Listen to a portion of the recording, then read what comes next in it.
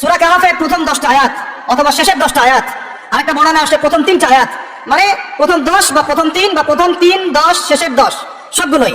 এগুলো যারা মুখস্থ করবে, আমল করবে, পাঠ করবে, তার জীবদ্দশায় যদি দাজ্জালও বের হয়, সেই দাজ্জাল তার কোনো ক্ষতি করতে পারবে না। এই সূরাটাকে নবী সাল্লাল্লাহু আলাইহি ওয়াসাল্লাম দাজ্জালের সাথে সম্পৃক্ত করেছেন, অন্য সূরাকে করেন নাই। এই সূরাটা যখন আপনি পড়বেন অর্থ সহ, আপনি দেখবেন এখানে 4টা গল্প আছে। কয়টা ভাই? এটাকে গল্প বলা ঠিক না, এটা হলো সত্য ঘটনা। এটা কি সত্য ঘটনা? একটা হচ্ছে আসহাবুল কাহফের ঘটনা, গুহাবাসীর ঘটনা। 2 নম্বর হচ্ছে 2 বন্ধুর ঘটনা, একজন ধনী বিত্তশালী আর একজন অতি গরিব ইমানদার।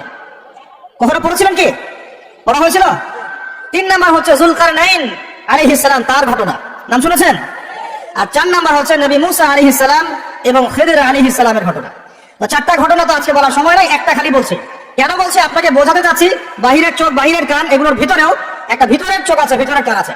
ওইটা যার জিন্দা আছে তার কলবে আল্লাহর নূর আছে ইনশাআল্লাহ। ওইটা যার জিন্দা নাই, তার কাছে বাহিরের চোখ দিয়ে মনে হবে সব ঠিক চলছে। বাহিরের চোখ দিয়ে যে দেখে সে মনে করবে বিশ্বটা পুরো আগায় যাচ্ছে, উন্নতির দিকে, অগ্রগতির দিকে। আর যার ভিতরের কলবের চোখটা জিন্দা, সে দেখবে যে পুরো বিশ্ব আগায় যাচ্ছে কিয়ামতের দিকে। বাহিরের চোখ দিয়ে যে দেখে সে মনে করবে যে বিশ্ব রাজনীতির মনে হয় খুব সুন্দর অবস্থা, আর ভিতরের চোখ দিয়ে দেখলে আপনি বুঝবেন বিশ্ব রাজনীতি যাচ্ছে একটা মালহামার দিকে। বাইরের চোখ দিয়ে দেখবেন মনে হবে সব সুন্দর চলছে, আমরা হালাল খাচ্ছি। আর ভিতরের চোখ দিয়ে দেখলে দেখবেন যে 90% মানুষের রিজিক হারাম।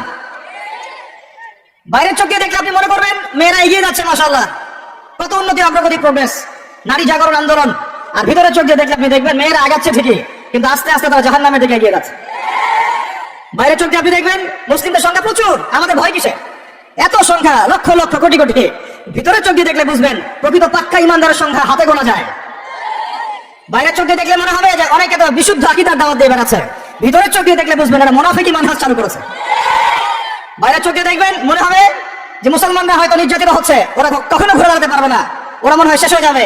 ভিতরের চোখ দিয়ে দেখলে বুঝবেন মুসলমান অচিরেই বাইতুল মুকাদ্দাস জয় করবে ইনশাআল্লাহ। আমি বুঝাতে চাচ্ছি বাইরের চোখ আর ভিতরের চোখ এক। ভিতরের চোখ খুলবে কোন সূরায়? ওই সূরার মধ্যে কয়টা গল্প আছে? তার মধ্যে একটা হচ্ছে নবী মুসা এবং খিদির আলাইহিস সালামের গল্প।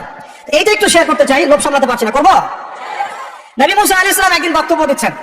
কি দিচ্ছেন? বক্তব্যকে আরবিতে খুতবা বলা হয়। তো একজন দাঁড়িয়ে বললেন, বনু ইসরাঈলের একজন, হে ইয়া মুসা, আপনি তো চমৎকার একটা বক্তব্য দিয়েছেন, আপনার চেয়ে কোনো জ্ঞানী মানুষ কি পৃথিবীতে এখন আছে? নবী মুসা আলাইহিস সালাম বলছেন, না, আমার জানামতে আমার চেয়ে কোনো জ্ঞানী মানুষ এখন পৃথিবীতে নাই। স্বাভাবিক, কারণ তিনি তখন নবী, নবীর কাছে আল্লাহর ওহী আসে, তিনি সবচেয়ে জ্ঞানী হবেন, স্বাভাবিক। আল্লাহ রাব্বুল আলামিন বললেন, মুসা, তোমার চাইতেও জ্ঞানী আমার এক বান্দা আছে। বলেন সুবহানাল্লাহ।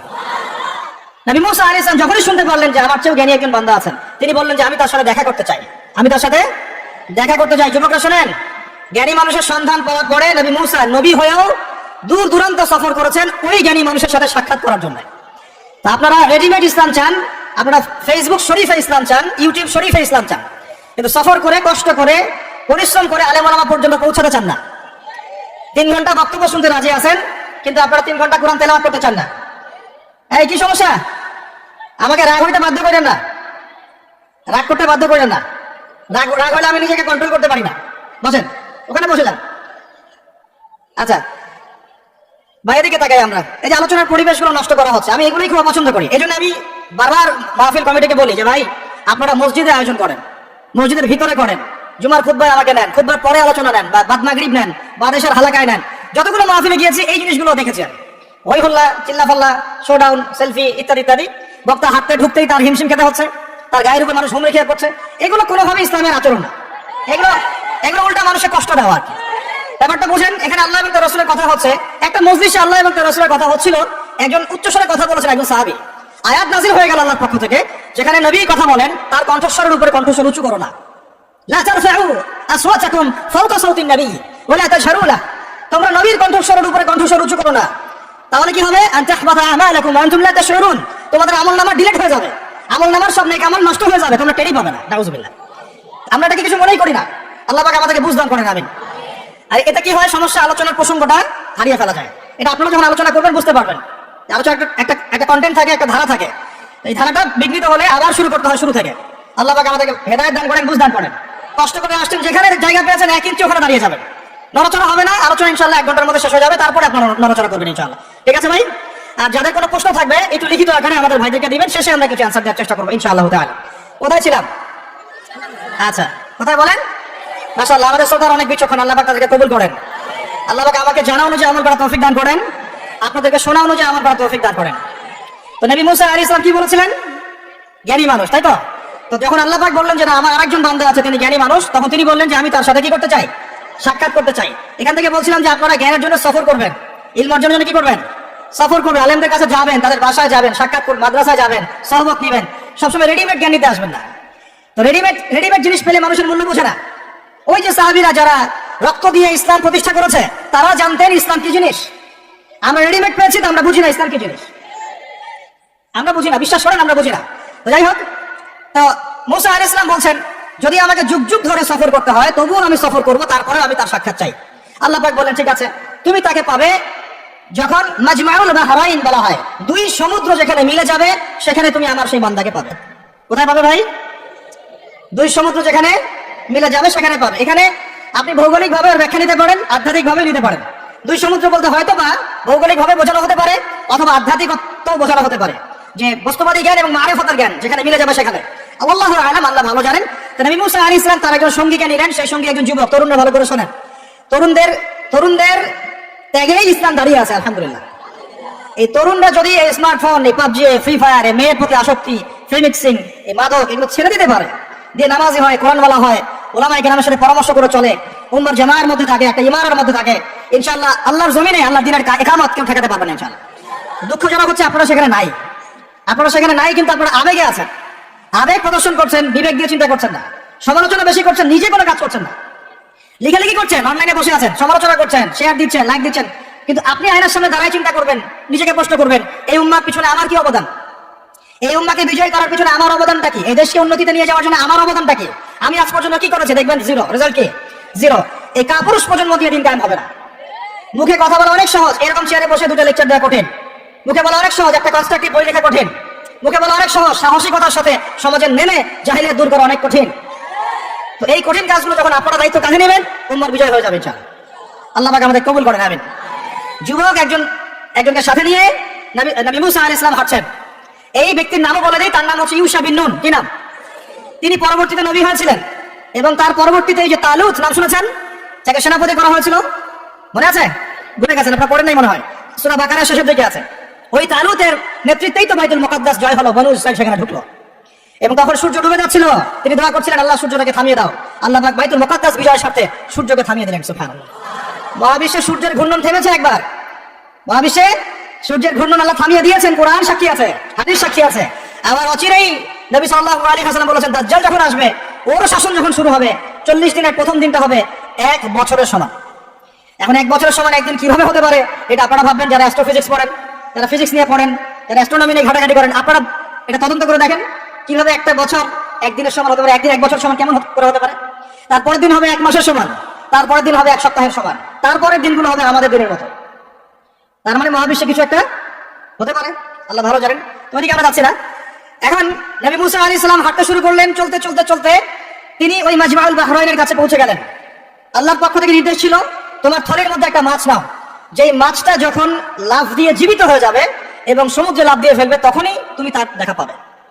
একটা মৃত মাছ তিনি নিলেন, হাঁটা শুরু করলেন, যোজন দূর চলতেই থাকলেন, হাঁটতেই থাকলেন। এক পর্যায়ে একটা পাথরের হেলান দিয়ে রেস্ট নিচ্ছেন, বিশ্রাম করছেন। বিশ্রাম করতে গিয়ে তিনি তার সঙ্গীকে বলছেন, আচ্ছা যে নাশতা নিয়ে আসছিলাম সেটা নিয়ে আসো দেখি। তখন তিনি বলছেন, আমি তো আপনাকে বলতে ভুলে গেছি, ওই মাছ তো জীবিত হয়ে চলে গেছে সমুদ্রের মধ্যে। তখন মুসা আলাইহিস সালাম বললেন, আরে আমাকে এতদিন বলোনি কেন, এতক্ষণ বলো নাই কেন? ওইটাই তো সেই জায়গা যেখানে আমি তাকে পাবো। তারা আবার ব্যাক করলেন, সেই জায়গায় দেখলেন পাথরের উপরে সেই আল্লাহর বান্দা বসে আছে। তার নাম খিদির আলাইহিস সালাম। খিদির শব্দের অর্থ শ্যামল, খিদির মানে শ্যামল। হাদিসে আসছে তিনি যেখানে যেতেন, মৃত জায়গার উপরে বসলে সেই জায়গা সবুজ হয়ে যেত। সুবহানাল্লাহ। তো খিদির মানে শ্যামল, সবুজ আলাইহিস সালাম।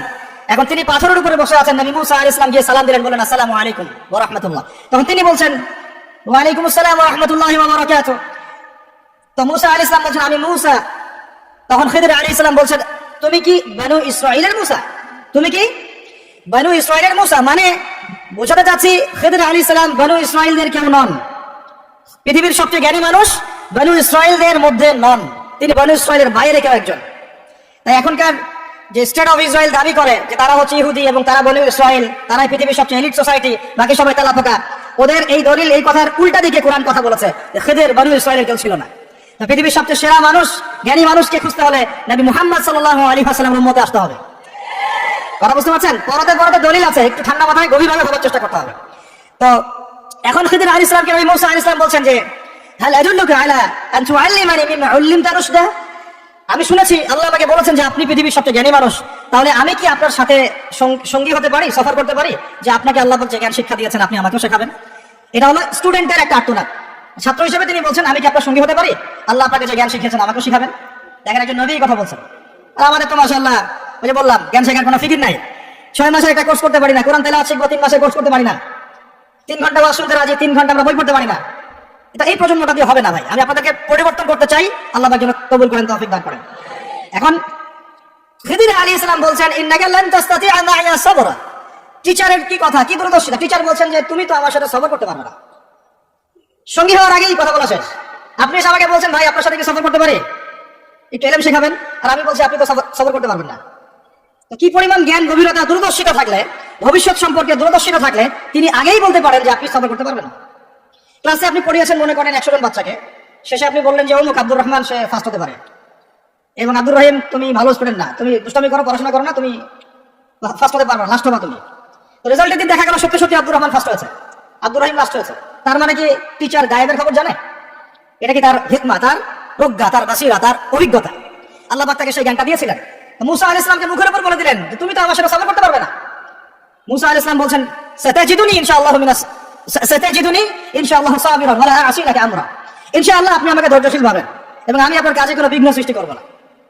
তখন তিনি বলছেন ঠিক আছে, যদি তুমি আমার সাথে যেতেই চাও তাহলে ফালা তাসআলনি আন শাই, আমার সাথে চলতে গেলে কোনো প্রশ্ন করা যাবে না। কেমন টিচার! টিচার দেখেন, আমার সাথে চলো, জ্ঞান অর্জন করতে চাও করো, কোনো প্রশ্ন করতে পারবে না। একটা হাদিসে আসছে একটা কম ধ্বংস হয় যখন নবীদেরকে অতিরিক্ত প্রশ্ন করে, এটা কেন, ওইটা কেন, ওইটা কেন, বেশি প্রশ্ন করতে হয় না, অতিরিক্ত প্রশ্ন করতে হয় না। তো যাই হোক, সফর শুরু হলো, ফানসালাকা, তারা হাঁটা শুরু করলেন, হাত্তা ইযা রাকিবা ফি সাফিনাতি ফারাকাহা। চলতে চলতে একটা নদী আসলো। তো এই নদীর পার হয়ে আরেক জায়গায় যেতে হবে, কিন্তু এটা পার হওয়ার জন্য তাদের কাছে অর্থ নাই। এক নৌকার মাঝি সে বিনামূল্যে এটাকে পার করার জন্য প্রস্তাব দিল, ঠিক আছে বিনামূল্যে পার করে দিব। সেই নৌকায় করে তারা যখন যাচ্ছেন, যেতে যেতে তীরে পৌঁছার আগেই সেই নৌকার তলদেশটা খিদির আলাইহিস সালাম ফুটা করে দিলেন। নেন এখন কি কাজটা দেখে কি ভালো বলছো না খারাপ? আমি আপনার গাড়িতে করে ধরেন যাচ্ছি, গাড়িটা যখন আপনি আমার বাসা পর্যন্ত পৌঁছে দিবেন তার আগে নামলাম, নাইমে আপনার টায়ার চারটা পাস করে দিলাম, আপনি আমাকে কি বলবেন? কিছু বলবেন না, ফেসবুকে স্ট্যাটাস দিবেন অথবা লাইভে আসতে পারেন, তাই না? এই আর কি। তো নবী মুসা আলাইহিস সালাম রিঅ্যাক্ট করলেন যে লাকাদ জি'তা শাইআন ইমরা, আপনি তো একটা অন্যায় কাজ করলেন মনে হচ্ছে। এটা কেন করলেন? যারা আমাদেরকে বিনামূল্যে বিনা পারিশ্রমিকে পার করে দিল, আপনি ওই নৌকা ফুটা করে ফেললেন। তখন খিদির আলাইহিস সালাম বললেন যে আমি তো তোমাকে বলেছি আলাম নাকুল্লাক, আমি কি তোমাকে বলি নাই ইন্নাকা লান তাসতাতিআ মা'ইয়া সাবরা, তুমি আমার সাথে সবর করতে পারবে না? মুসা আলাইহিস সালাম বলছেন যে ঠিক আছে, আমি যে ভুলে গিয়েছি এই জন্য আমাকে পাকড়াও করেন না, আমি যে ভুলে গিয়েছি কথাটা এই জন্য আমাকে পাকড়াও করেন, একটা চান্স দেন আমাকে। তো ঠিক আছে চলো, আবার ফানসালাকা, আবার তারা চলা শুরু করলেন। হাত্তা ইযা লাকিয়া গুলামান ফাকাতালা, এবার একটা ছোট্ট বালকের সাথে দেখা হলো, এই 8 বছর 10 বছর বয়স হবে, এই গোলাম বালকের সাথে দেখা হলো। ফাকাতালাহু, এবার খিদির আলাইহিস সালাম তাকে হত্যা করলেন, একটা বাচ্চাকে। এটা কেমন হলো? নৌকা ফুটা করার চেয়ে বেশি ভারী না হালকা? আরো ভারী। মুসা আলাইহিস সালাম বলছেন লাকাদ জি'তা শাইআন নুকরা, আপনি তো এবার জঘন্য একটা কাজ করলেন, আপনি তো পুরো একটা নিষ্পাপ বাচ্চাকে হত্যা করে ফেললেন। তারপরে বললেন যে এরপর যদি আরেকটা প্রশ্ন করো তাহলে তোমার সাথে আমার আর চলা হবে, লাস্ট চান্স। ঠিক আছে চলেন। এবার চলতে চলতে ফানসালাকা হাত্তা ইযা আতায়া আহলা ক্বরিয়াতিন ইসতাদআমা আহলাহা ফাআবাউ আন ইউদাইফুহুমা। কোরআনে আসে একটা করিয়া মানে একটা গ্রামের মধ্যে তারা ঢুকলেন, সেই গ্রামে ঢুকে মেহমানদারি চাইলেন, নাস্তা পানি চাইলেন আর কি। তো তারা মেহমানদারি করলো না, দূর দূর করে তাড়িয়ে দিল। অনেকটা আমাদের ওই কলকাতার দাদা বাবুদের মতো আর কি, জিজ্ঞাসা করো যে খেয়ে আসছেন না খেয়ে যাবেন। এটা আমাদের আস্তে আস্তে আমাদের মধ্যে ছড়াই পড়তেছে আর কি। মেহমান আসলে বিরক্ত হয়, কবে যাবে সে ফিকির করে। তো এরা মেহমানদারি করলো না, উল্টা তাকে তাড়িয়ে দিল। যাই হোক, এখন মুসা আলাইহিস সালাম বলছেন যে এখানে একটা ঘটনা ঘটেছে। খিদির আলাইহিস সালাম দেখলেন যে বাড়ি থেকে তাদেরকে তাড়িয়ে দেওয়া হলো, মেহমানদারি করা হলো না, ওই বাড়ি একটা দেয়াল ধসে পড়ে গেছে, ওই বাড়ির একটা দেয়াল ধসে পড়ে গেছে। তখন তিনি সেটাকে নিজের হাতে আবার নির্মাণ করে দিলেন। সুবহানাল্লাহ। এটা দেখে মুসা আলাইহিস সালাম বললেন যে আপনি তো চাইলে কিছু আজর নিতে পারতেন, আপনি যে এত কষ্ট করে এটা নির্মাণ করে দিলেন, আপনি তো চাইলে একটু টাকা পয়সা নিতে পারতেন। ওরা মেহমানদারি করলো না, ওইটা দিয়ে হয়তো আমরা কি করতে পারতাম, নাস্তা পানি করতে পারতাম। তখন তিনি বলেন হাদা ফিরাকু বাইনি ওয়া বাইনাক, এই হলো তোমার আমার ফেরাক, পার্থক্য শেষ, তোমার সাথে আমার চলা আর হলো না। আমাদের নবী সাল্লাল্লাহু আলাইহি ওয়াসাল্লাম বলেছিলেন যে যদি সেদিন মুসা আলাইহিস সালাম এই প্রশ্নগুলো বারবার না করতেন তাহলে আর অনেক জ্ঞান শেখা যেত। সুবহানাল্লাহ। তখন তিনি বলছেন ঠিক আছে, হাদা ফিরাকু বাইনি ওয়া বাইনাক সাউনাব্বিউকা বিতাউইল মা লাম তাসতাতি আলাইহি সাবরা। তবে যাওয়ার আগে আমি তোমাকে জানিয়ে দিব এই তিনটা ক্ষেত্রে মূল ঘটনা কি ছিল যে বিষয়ে তুমি সবর করতে পারো নাই। আম্মা সাফিনা, ওই যে সাফিনা নৌকা, আম্মা সাফিনাতু ফাকানা লিমাসাকিন ইয়ামালুনা ফিল বাহর। ওই যে সাফিনা বা নৌকাটা ওইটা ছিল মিসকিনদের, মিসকিন মানে বলা হয় কি হতদরিদ্র মানুষ, জেলে টাইপের, যাদের কিছু নাই, নৌকায় মানে সমুদ্রে মাছ ধরে ধরে খায়, এরকম কিছু মানুষের ওই সাফিনা বা নৌকাটা ছিল। এবং ওদের পিছনে ছিল একটা মালিক, মালিক মানে এখানে জলদস্যু। যদি ওই সাফিনা বা নৌকাটা আমি ছিদ্র না করতাম, ওই জলদস্যুরা এটা ভালো অবস্থায় পেলে ছিনতাই করে হাইজ্যাক করে নিয়ে যেত। আমি যেটা ফুটো করে দিয়েছি এই জন্য এটা ত্রুটিযুক্ত, এই নৌকাটা তারা আর নিবে না। তোমার কাছে বাইরের চোখ দিয়ে মনে হয়েছে যে আমি একটা অন্যায় করেছি, আসলে আমি তাদের উপকারী করেছি। বলেন সুবহানাল্লাহ। বুঝতে পারছি বাইরের চোখ ভিতরের চোখ কি জিনিস? আচ্ছা, তারপরে ওয়ামাল গুলাম, এটা কি ভাই হাফেজ কি আছেন এখানে? ওয়ামাল গুলামু ফাকানা আবওয়াহু মুমিনাইন ফাখাশিনা আন ইউরহিকাহুমা তুগয়ানা ওয়া কুফরা। সুবহানাল্লাহ। এটা আমাদের এই যে শাহবাগী প্রজন্মের জন্য একটা প্রযোজ্য আর কি। কেন বলছেন শুনেন ভালো করে। এবার ইনি বলছেন যে ওই যে বাচ্চাটাকে আমি হত্যা করেছি, এই বাচ্চাটা যদি বড় হতো, এই বাচ্চাটা যদি বড় হতো সে নিজে তো কাফের হতোই, বড় কাফের, এর পিতা মাতাদেরকেও পর্যন্ত কুফরির মধ্যে নিয়ে আসতো। মানে একটা কাফের প্রজন্ম তো তৈরি করতোই, বরং এই কাফের মানুষকে কাফের করার জন্য নাস্তিক মুরতাদ বানানোর মিশন নিয়ে মাঠে নামতো। মেলে না? ওই জন্য আমি ছোটবেলায় এটাকে হত্যা করে দিয়েছি যাতে বড় হয়ে কাজটা করতে না পারে। কথা বুঝতে পারছেন? আর তিনি বলছেন আমি এটা নিজের ইচ্ছায় করি নাই, ওমা ফাআলতুহু আন আমরি, আমি এটা নিজের ইচ্ছায় করি নাই, এটা আল্লাহ পাকের আদেশ ছিল। বলে সুবহানাল্লাহ। আর ওয়ামাল জিদার ফাকানা লিগুলামাইন ইয়াতীমাইন ফিল মাদিনা ওয়া কানা তাহতাহু কানজুল লাহুমা। সুবহানাল্লাহ। আর 3 নাম্বার তিনি বলছেন আর ওই যে দেয়ালটা আমি নির্মাণ করেছি, এই দেয়ালটা ছিল ওই বাড়ির 2 এতিম বালকের। সুবহানাল্লাহ। ওয়া কানা আবুহুমা সালিহা, তাদের বাবা ছিল সৎ। আর ওই দেয়ালের নিচে তাদের বাবা মায়ের রেখে যাওয়া পৈতৃক সম্পত্তি খাজানা ছিল। যদি দেয়াল নির্মাণ না করতাম মানুষ সেই খাজানা নিয়ে চলে যেত। দেয়াল নির্মাণ করেছি, ওরা যখন বড় হবে তখন ওই খাজানা তারা অটোমেটিকলি পেয়ে যাবে। তো 3টা ক্ষেত্রেই হে মূসা তুমি সবর করতে পারো নাই, তোমার কাছে মনে হয়েছে যে আমি অন্যায় করছি, কিন্তু আসলে এই প্রত্যেকটা ক্ষেত্রে আমি সঠিক ছিলাম, তুমি বলছো। এখানে একটা চমৎকার শিক্ষা আছে, একটা চমৎকার গভীর একটা শিক্ষার ব্যাখ্যা আছে, অন্তর্দৃষ্টির শিক্ষা, যে শুধুমাত্র বাইরের চোখ দিয়ে আর বাইরের এইসব সাক্ষরতার হাত দিয়ে, সার্টিফিকেট দিয়ে, নাম সিগনেচার করে, এত এত বইপত্র পড়েই মানুষ প্রকৃত শিক্ষিত হয় না। একটা গভীর একটা বুঝ দরকার, আল্লাহর মারিফত দরকার, আল্লাহর নূর দরকার, তাসকিয়া দরকার, দূরদর্শিতা দরকার, যেটাকে আমরা হিকমা বলি। ওয়া ইউতাল হিকমা ফাকাদ উতিয়া খায়রান কাসীরা। আল্লাহ বলেছেন যাকে হিকমা এবং প্রজ্ঞা দেওয়া হয়েছে তাকে অনেক প্রচুর প্রচুর কল্যাণ দিয়ে দেওয়া হয়েছে। এখানে দেখেন একজন নবী হয়েও তিনি বুঝতে পারেন নাই এই 3টা ঘটনার পিছনের কারণ কি, অথচ খিদর আলাইহিস সালামকে আল্লাহ পাক এমন জ্ঞান দিয়েছিলেন যে জ্ঞান দিয়ে তিনি ব্যাখ্যা করলেন যে পিছনের কারণ কি ছিল। এখন এই ঘটনাটা আপনার আমার জন্য শিক্ষাটা কি, এই যুগের সাথে কি সম্পর্ক? আমি বলেছি সূরা কাহাফ আপনাকে দাজ্জাল থেকে বাঁচাবে। আমি বলেছি সূরা কাহাফ সেই সূরা যা আপনার অন্তর্দৃষ্টি ভিতরের চোখ খুলে দিবে, আপনার কলমে নূর নিয়ে আসবে। আপনি এমন কিছু দেখবেন, বুঝবেন, শুনবেন যা সবাই বুঝতে পারছে না, সবাই শুনতে পারছে না, সবাই দেখতে পারছে না। এখন বাইরের চোখে আপনি দেখছেন পুরো বিশ্ব মুসলমানদের, কোটি কোটি মুসলমান, একদম 60টা 70টা 100টা রাষ্ট্র, কত মিলিটারি বাহিনী, কত আমাদের প্রযুক্তি, কত পুলিশ, কত র্যাব, কত আমাদের পলিটিশিয়ানদের ভর্তি। আদতে ভিতরের চোখ দিয়ে দেখলে আপনি দেখবেন পুরো বিশ্বের এই লক্ষ কোটি মুসলমান আজকে জাতিসংঘের হাতে বন্দী হয়ে গেছে। ও যদি বলে ডানে যাও, মুসলমানরা ডানে যায়, যদি বলে বামে যাও, মুসলমানরা বামে যায়, কিছুই করার নাই। এটা ভিতরের চোখ দিয়ে আমরা দেখছি, ভিতরের চোখ দিয়ে। এটাকে ফর্ম করা হয়েছে দ্বিতীয় বিশ্বযুদ্ধের পরে 1945 সালের দিক থেকে। এটার এজেন্ডাই ছিল একটা, যে পুরো বিশ্বের কাফেরদেরকে ঐক্যবদ্ধ করা এবং সারা বিশ্বের মুসলিমদেরকে নির্যাতন করা। প্রত্যেকটা জায়গায় মুসলিমরা যেখানে নির্যাতিত হয়েছে এর পিছনে এদের একদম স্পষ্ট ভূমিকা ছিল। এখন পর্যন্ত যদি আগামীকাল আপনি শুনেন যে গাজার মধ্যে 1000 শিশুকে হত্যা করা হয়েছে, তবুও এরা ঐক্যবদ্ধভাবে মাজলুমদের পক্ষে কোনো অবস্থান নিবে না। এরা বরং ওই জালেমদের পক্ষে অবস্থান নেবে এবং বলবে আমরা আমাদের বন্ধুদের সাথে আছি। এটা হচ্ছে আসল চরিত্র, যেটা আপনি বাইরের চোখ দিয়ে বুঝতে পারছেন না, কিন্তু আপনি খিদির হলে বুঝতে পারতেন আসল ঘটনা কি। আমার কথা কি বুঝতে পারছেন? আর এটা বাইরের চোখে দেখলে আপনি বিশ্ব রাজনীতিতে বুঝবেন যা হচ্ছে এগুলো মুসলমানদের কল্যাণের স্বার্থে হচ্ছে না, বরং আমাদের স্বার্থকে জলাঞ্জলি দিয়ে ওরা ওদের স্বার্থ প্রতিষ্ঠা করছে। আল্লাহ পাক এই জালেমদের থেকে আমাদেরকে হেফাজত করেন। এইটা হচ্ছে মূল তাগুতি শক্তি, পুরো বিশ্বের মূল তাগুত, মূল কুফর, মূল শিরকের গোড়াই হচ্ছে এটা। বিশ্বাস করেন ইমামুল মাহদী যখন আসবেন এবং ঈসা ইবনে মারইয়াম যখন আসবেন, ইনশাআল্লাহ তাআলা এই গোড়ার তাগুতি শক্তির কোনো অস্তিত্ব এই পৃথিবীতে থাকবে না ইনশাআল্লাহ। আমরা এটাও জানি 80টা পতাকা একত্রিত হবে। কতটা? 80টা পতাকা একত্রিত হয়ে মুসলমানদের বিরুদ্ধে তারা যুদ্ধ করবে।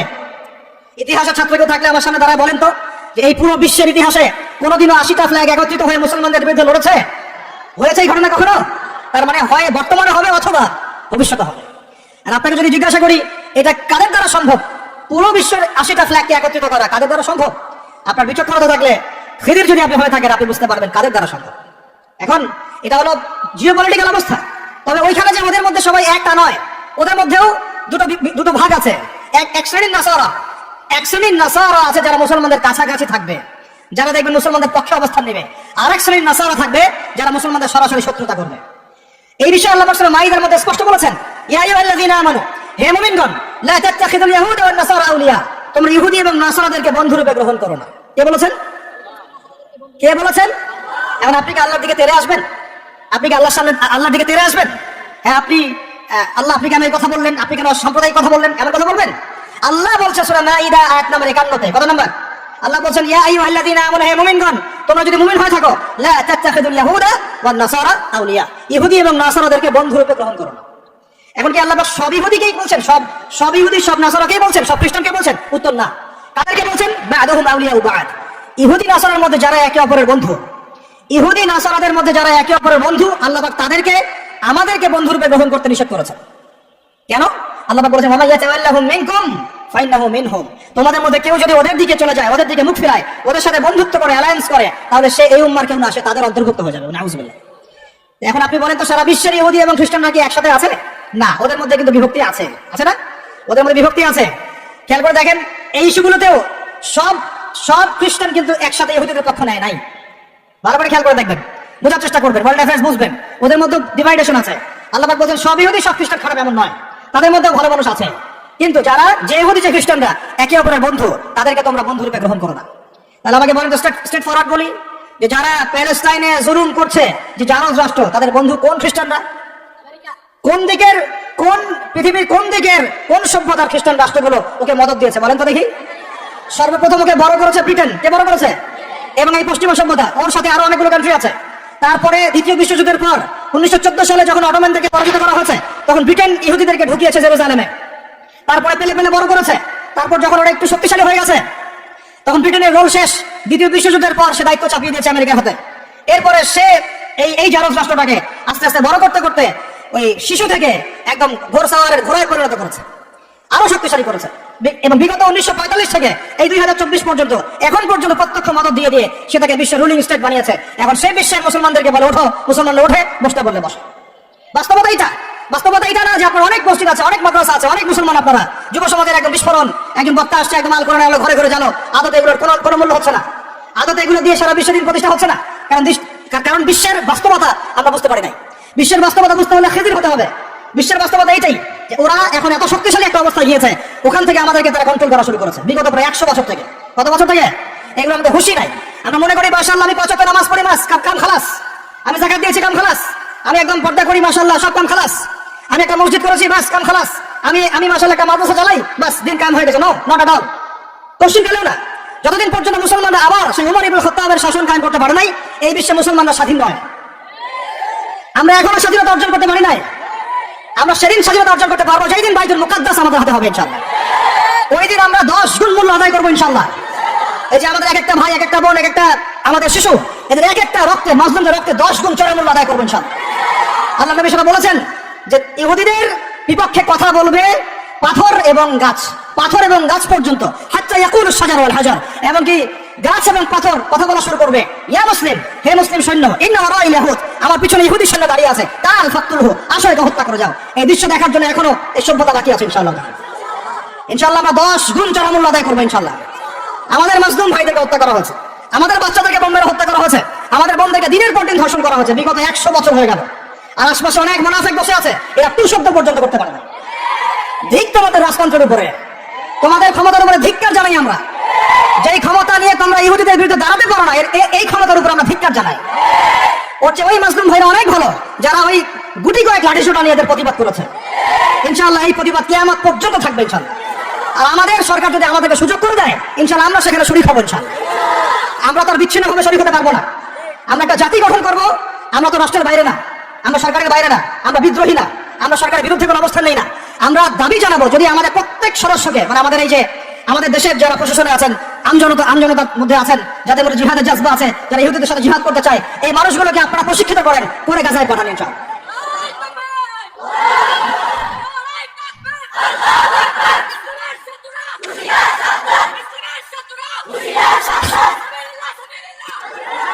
আমি এখানে গরম গরম বক্তব্য দিতে আসলে এখানে গরম গরম বক্তব্য দিয়ে আপনাদের উত্তেজিত করে আমাদের উদ্দেশ্য হচ্ছে বিশ্বের প্রেক্ষাপটটা বোঝানো। এই বিশ্বে আমরা স্বাধীন হতে এখনো পারি নাই। যেদিন পারবো, কোন দিন পারবো? যেদিন বাইতুল মুকাদ্দাস আমাদের হাতে আসবে। বিশ্বাস করেন ওই জায়গা থেকেই ইনশাআল্লাহ অচিরেই ঈসা ইবনে মারইয়াম সারা বিশ্বকে শাসন করবে ইনশাআল্লাহ। ওই সময় দেখবেন মুসলমানরা স্বাধীনতা কাকে বলে। আমি বলেছি এক একটা জুলুমে 10 গুণ চড়া হিসাবে এটা হবেই। আমরা পারি আর না পারি, আমরা বেঁচে থাকি আর না থাকি, আপনারা থাকেন আর না থাকেন, আমাদের বাচ্চারা থাকুক আর না থাকুক, একটা প্রজন্ম আল্লাহ পাক নিয়ে আসবেন।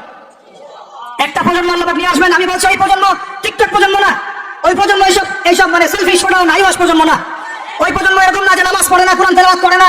ওই প্রজন্ম এমন না দাওয়াতের মেহনত নাই, ওই প্রজন্মের জিহাদের কোনো জজবা নাই, ওই প্রজন্মের মধ্যে ইসলামের সাথে এই কোনো জ্ঞান নাই, ওলামায়ে কেরামের কোনো সোহবত নাই, দিন প্রতিষ্ঠার কোনো ফিটিং নাই। এমন প্রজন্মের কোনো প্রয়োজন নাই আমাদের। আমাদের এমন প্রজন্মের দরকার যে প্রজন্মের প্রত্যেকটা যুবক ভাই নামাজি, কোরআনওয়ালা, সুন্নতওয়ালা, সুন্নতের পাবন্দ এবং তাহাজ্জুদ গোজার।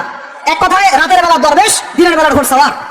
এইরকম প্রজন্ম যখন আমরা করতে পারবো, ওই দিন ইনশাআল্লাহ এই মাহফিল বলেন, এই মসজিদ, মাদ্রাসা, এই রাষ্ট্র সব সফল হবে ইনশাআল্লাহ। এখন শুধু বেসিক কাজ করা হচ্ছে, আমাদের মূল গন্তব্য বাইতুল মুকাদ্দাস। ওইটা না আসা পর্যন্ত আমাদের শান্তি নাই, ঘুম নাই। কারণ ওরা আপনাকে ঘুমাতে দিবে না তো। আপনি কি মনে করেছেন যে ওরা শুধু অতটুকু গাজার অতটুকু জায়গায় চায়? পশ্চিম কালেও নয় যে আরবরা আমাদের বিরুদ্ধে এখন কথা বলতে সাহস পাচ্ছে না, ওই এক একটা আরব রাষ্ট্র দখল করে ছাড়বে, দেখে নিন। আমি তো এটা চাচ্ছি না, দোয়া করি না, কিন্তু ওদের এজেন্ডা এটাই যে পুরো, আমি আখিরুজ্জামানের স্টুডেন্ট, ওদের এজেন্ডা জায়নিজম, পেট্রোডলার থেকে শুরু করে প্যালেস্টাইন শুনিয়ে আমি আলহামদুলিল্লাহ বিগত 5-7 বছর থেকে পড়াশোনা করেছি।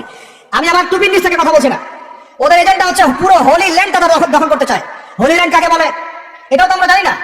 ওরা শুধুমাত্র ওই ওয়েস্টার্ন ব্যাংক আর বাইতুল আকসা, বাইতুল মুকাদ্দাস আর এই গাজার অংশটুকু দখল করতে ওখানে আসে নাই। ওরা এসেছে পুরো হোলি ল্যান্ডটাকে দখল করতে। আমি ওলামা সম্মেলনে বলেছিলাম পুরো হোলি ল্যান্ড তারা দখল করতে এসেছে। হোলি ল্যান্ড মানে মিশরের নীল নদ থেকে শুরু করে ইরাকের ইউফ্রেটিস নদী পর্যন্ত এই পুরো জায়গাটা তারা দখল করতে চায়। কেন চায়? কারণ তারা মনে করে ওই জায়গাটা সৃষ্টিকর্তা তাদেরকে দিয়েছেন। তারা মনে করে ওইটা হচ্ছে তাদের মাসিহ আসার জায়গা, এবং ওই জায়গা থেকে তাদের মাসিহ, তথাকথিত মাসিহ মানে মাসিহুদ দাজ্জাল, পুরো বিশ্বকে শাসন করবে এবং তারা তাকে সঙ্গ দিবে। এটা ওদের এজেন্ডা, এটা ওদের ভিশন। যত কিছু ওরা পৃথিবীতে করছে এই ভিশনটাকে কাজে লাগিয়ে, এই ভিশনটাকে পিছনে রেখে তারা কাজগুলো করছে। এটা আপনি বুঝতে পারবেন না বাইরের চোখ দিয়ে, ভিতরের চোখ দিয়ে পড়াশোনা করেন না, খেদির হন, বুঝতে পারবেন। ওরা বাইতুল মুকাদ্দাস চায় না, পুরো হোলি ল্যান্ডটাই দখল করতে চায়। এই কারণে এই উদ্দেশ্যে তারা বিগত 100 বছর থেকে পুরো ওয়ার্ল্ড অ্যাফেয়ার্স এর আগে রাজনীতির নিয়ন্ত্রণ নিয়েছেন। কিসের নিয়ন্ত্রণ নিয়েছেন? আপনি নিচু নিচু জায়গায় যত কথাই বলেন, ওই জায়গার ক্ষমতা আপনার হাতে না থাকলে আপনি জনগণকে সর্বোচ্চ ভাবে ইসলামের দিকে আনতে পারবেন না। আপনি এখন যদি সবাইকে জোর করে মাস্ক পরাতে পারেন আইন প্রয়োগ করে, এভাবে ওই ক্ষমতা হাতে থাকলে প্রত্যেক জনগণকে কোরআনও শেখানো যায়। ওই ক্ষমতাটা ইসলামের দরকার আছে। যদি ওই ক্ষমতার বলে প্রত্যেক মানুষকে মসজিদে সোশ্যাল ডিস্টেন্স মেনটেন করতে আনানো যায়, তাহলে ওই ক্ষমতা যদি হাতে থাকতো প্রত্যেক মা বোনকে পর্দা করানো যেত, প্রত্যেক যুবক ভাইকে দিন শেখানো যেত, বাধ্যতামূলক কোরআন শিক্ষাও চালু করা যেত, বাধ্যতামূলক কোরআন শিক্ষার সাথে হাদিসের শিক্ষা চালু করা যেত, সিলেবাসের মধ্যে নবীর সিরাত সংযোজন করা যেত। ইসলামে এই ক্ষমতাটা দরকার আছে। কিন্তু এটাকে অ্যাচিভ করার যে পথ পদ্ধতি, এই পথ পদ্ধতির মধ্যে আমরা আসলে কেউ নাই। নবীর তরিকার মধ্যে আমরা নাই, আমরা পড়ে আছি পশ্চিমা তরিকার মধ্যে। পশ্চিমা তরিকা দিয়ে ওই জায়গায় আপনি যেতে পারবেন না। আর যদি যেতে পারেনও, পশ্চিমারা আপনাকে সেখানে থাকতে দিবে না। আমাদের এখানে সবচেয়ে ভালো মানুষ যিনি, এখানকার এই এলাকার যিনি দায়িত্বশীল, তিনি যদি সবচেয়ে মুত্তাকি পরহেজগার মানুষ হন, তিনিও যদি দাঁড়িয়ে বলেন যে আমি ইসলামের পক্ষে আছি, কোরআনের পক্ষে আছি, হাদিসের পক্ষে আছি, আমি বাইতুল মুকাদ্দাসের পক্ষে আছি, মাজলুম ফিলিস্তিনের পক্ষে আছি, তার উপর থেকে চাপ চলে আসবে। কারণ পুরো বিশ্বের শক্তিটা নিয়ন্ত্রণ করছে এখন ইহুদিরা, নাসারারা, জায়নিস্টরা। ওই জায়গায় যতক্ষণ পর্যন্ত আঘাত না পড়ছে ততক্ষণ পর্যন্ত আপনি বিশ্বে স্বাধীন হতে পারবেন। অতএব বাইরের চোখ দিয়ে না, ভিতরের চোখ দিয়ে দেখতে শিখুন। তো ভিতরের চোখ পুরো জিও পলিটিক্সটা আপনাকে বুঝাবে। ভিতরের চোখ দিয়ে দেখলে আপনি দেখবেন মুসলমানরা এখনো তাদের অধীনে পরাধীন হয়ে আছে। এখান থেকে আমরা স্বাধীনতা চাই ইনশাআল্লাহ। আল্লাহ পাক আমাদেরকে সেই স্বাধীনতা অর্জন করার তৌফিক দান করেন। এবার অর্থনৈতিক জীবনে আসেন। অর্থনৈতিক জীবনে এসে দেখবেন আপনি মাশাআল্লাহ মনে করবেন যে আপনি তো হালাল খাচ্ছেন, হ্যাঁ, গরুর গোশত খাচ্ছেন প্রত্যেক জুমায়। আমরা মাশাআল্লাহ মুরগির রোস্ট খাচ্ছি। ঢাকার মানুষ তো খালি খায় আর খায়, সবাই খাচ্ছে মাশাআল্লাহ, বসে ছেলে মেয়ে, ফুচকা চটপটি, এইটা এটা, খাবারের দোকানের অভাব নাই, সবাই খাচ্ছে। ভাবখানা এমন যে দুনিয়াতে এসেছি খাওয়ার জন্য। দুনিয়াতে আসতে 3টা কাজ, খাবো, টয়লেট করবো আর মেয়েদের সাথে সহবাস করবো, ব্যাস, দ্যাটস অল। ভাবখানা দেখলে এমন মনে হয় আমাদের। আল্লাহ পাক আমাদেরকে বুঝদান করেন, হেফাজত করেন। এইগুলো করতে দুনিয়াতে আসি নাই আমরা। এগুলো আমাদের মূল কাজ নয়, এগুলো আমাদের প্রয়োজন। আপনি মনে করছেন যে মাশাআল্লাহ সবাই হালাল খাচ্ছে, বিশ্বাস করেন পুরো বিশ্বের অর্থনীতি সুভিত্তিক, একদম খোলামেলা সাদিরা বললাম। আল্লাহ পাক বলেছেন একদম স্পষ্ট সরাসরি খোলামেলা কথা বলো। পুরো বিশ্বের অর্থনীতি সুভিত্তিক। যারা এই পুরো বৈশ্বিক অর্থনৈতিক সিস্টেমের মধ্যে ঢুকে গেছে, অর্থাৎ ওয়ার্ল্ড ব্যাংক, IMF এবং ফেডারেল রিজার্ভ ব্যাংকের আওতায় চলে আসছে, এরকম কোন সেন্ট্রাল ব্যাংক 100% সুদ মুক্ত হতে পারবে না। ফুল স্টপ, কোনোভাবে সম্ভব না।